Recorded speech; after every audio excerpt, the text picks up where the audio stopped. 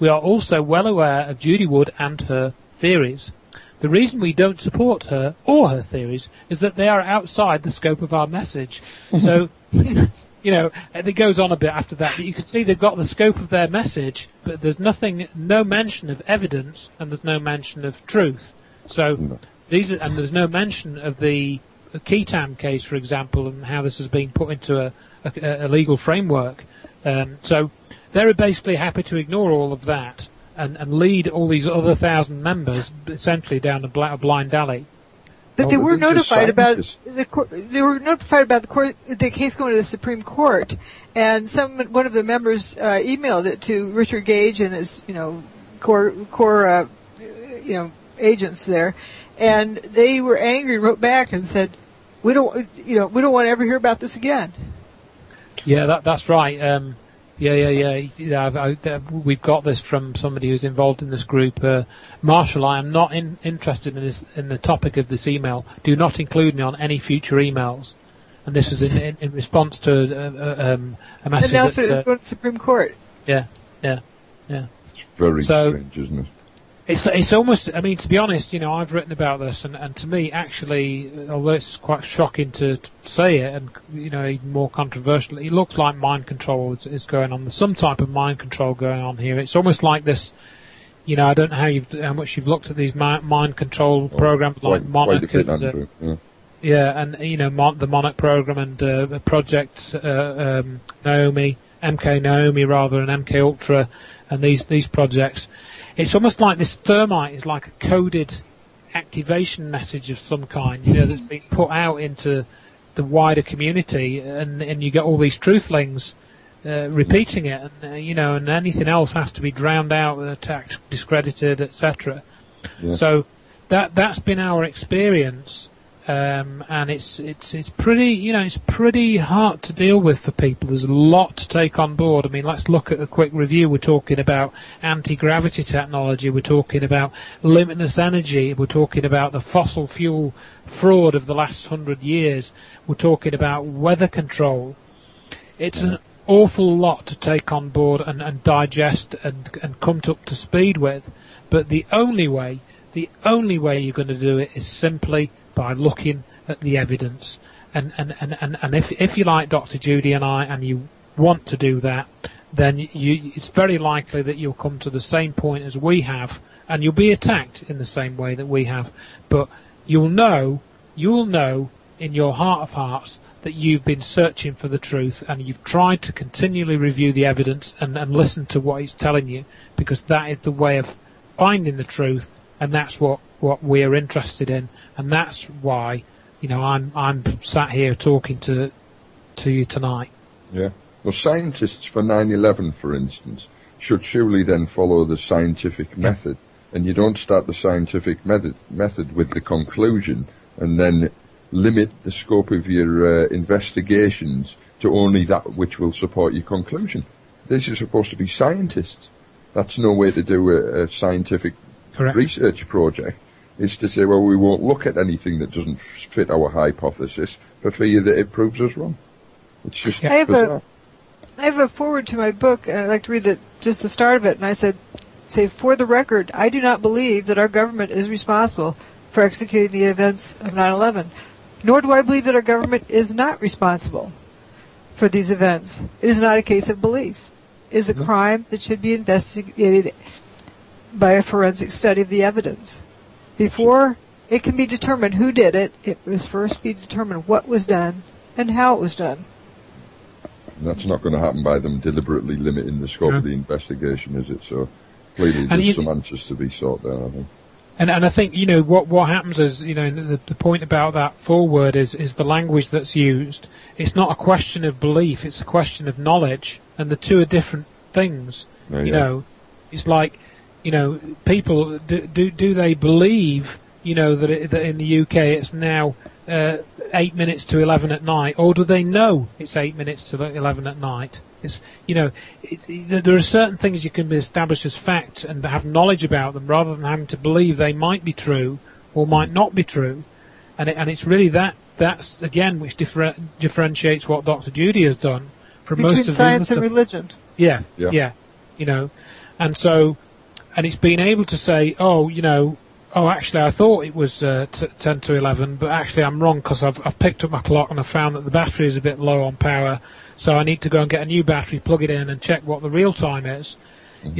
If I can draw a quick analogy there, it's that sort of process where you're continually reviewing the evidence that's around you, and it is very tricky, it's very hard, but if you use your brain and you use what you know to be true, then again you can keep moving forward on that journey and you can come to some conclusions. And that's what this is all about.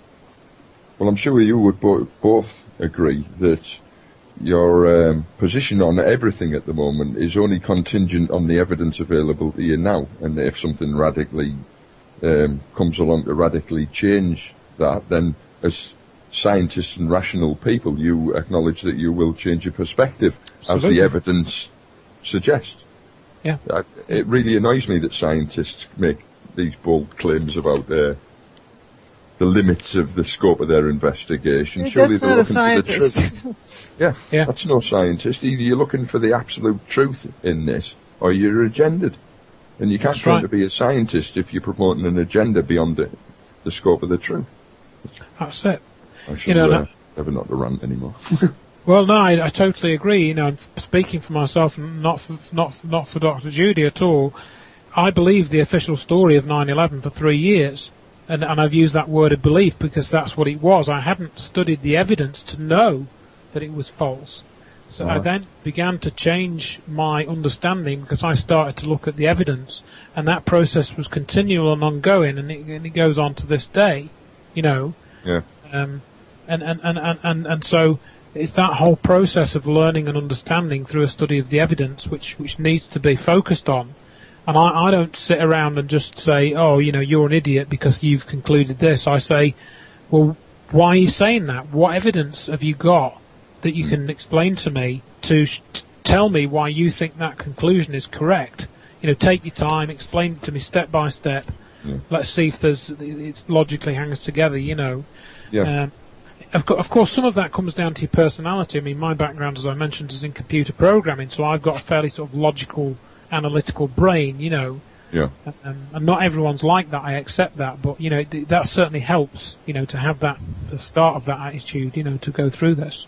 I have a logical pattern, but it's not the same as Andrew's. And mine is more of, well, if this piece fits like that, and I think, what's over there, how does that piece interact with that one? Looking at materials and processes and phenomena.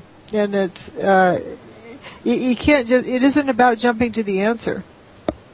No, you certainly can't find the answer by starting with the answer that you want to find and then only looking at the evidence that supports that, can you? There's another issue, too, is that, this issue of conspiracy theories. And by definition, research that is purely empirical cannot have anything to do with conspiracy theory.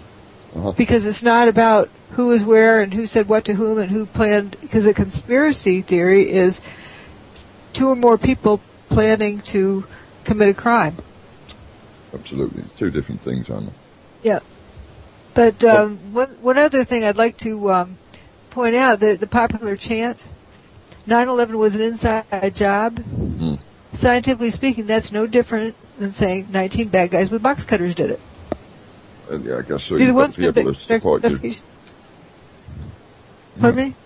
I was going to say, it's not good enough to simply say anything, is it? You've got to be able to substantiate what you're saying with evidence. I think that particular phrase has entered the vocabulary now of this region, and it's difficult sometimes to discipline yourself in perhaps being more accurate with that phrase, because it's a phrase I probably still use from time to time, and I suppose I don't think of it in the literal sense now so much. I think of it as being a way of saying that people who know that the official story is false within, official bodies which should be investigating 9/11 say that they lie, basically. So that's my sort of interpretation of this phrase that 9/11 is an inside job, in that it's just people who are in official capacity should know that the previous official story is false, but yet they don't speak out. That's kind of, it doesn't really mean that, but that's my current interpretation of it.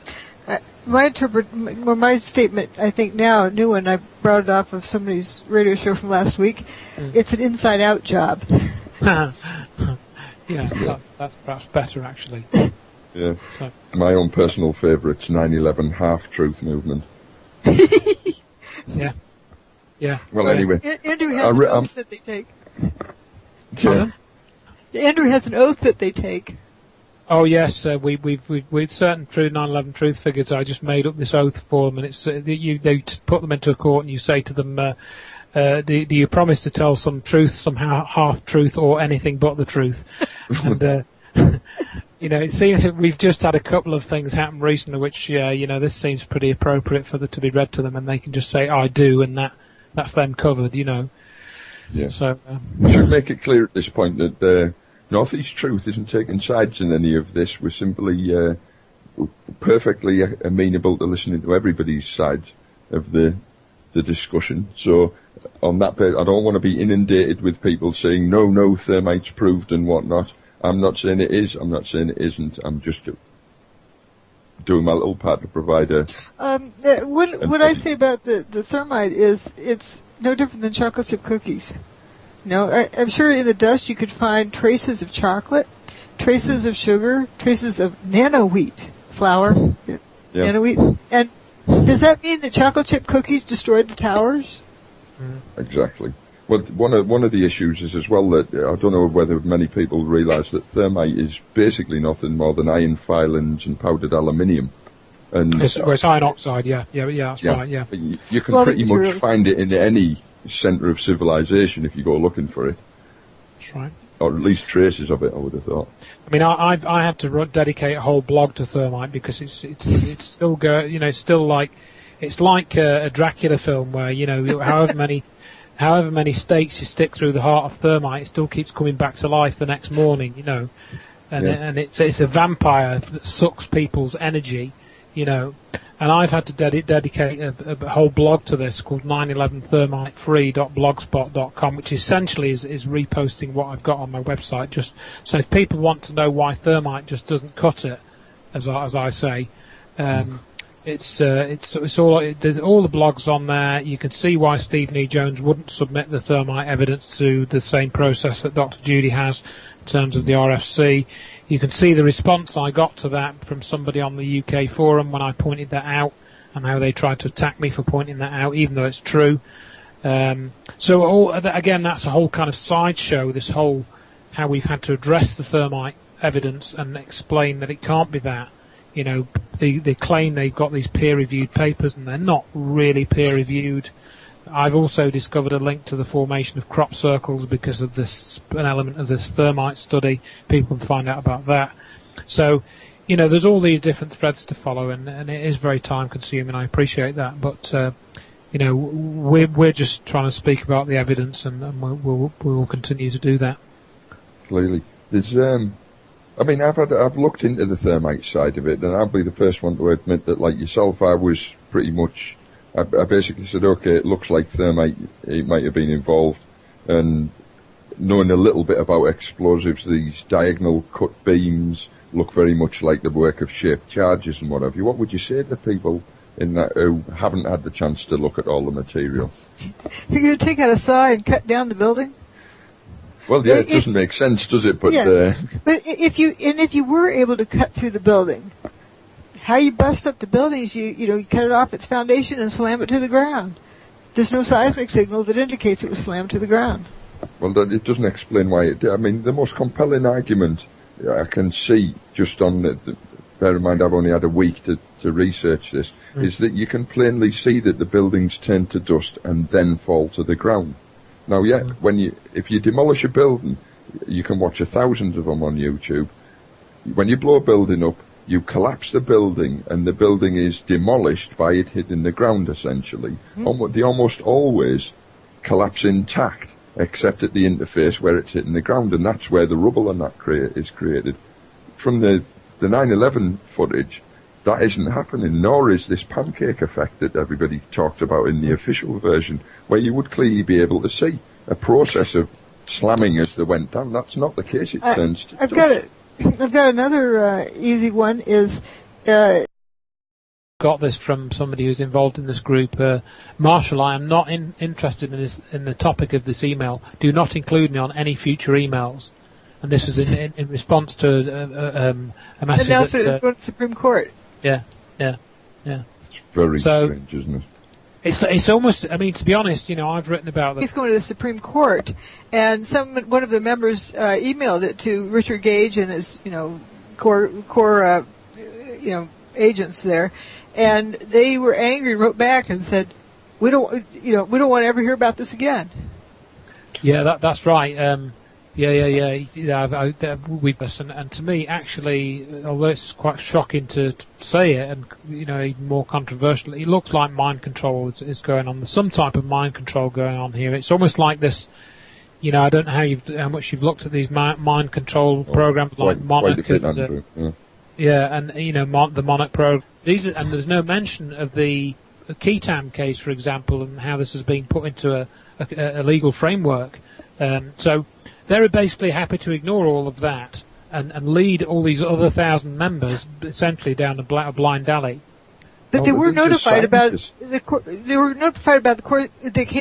We are also well aware of Judy Wood and her theories.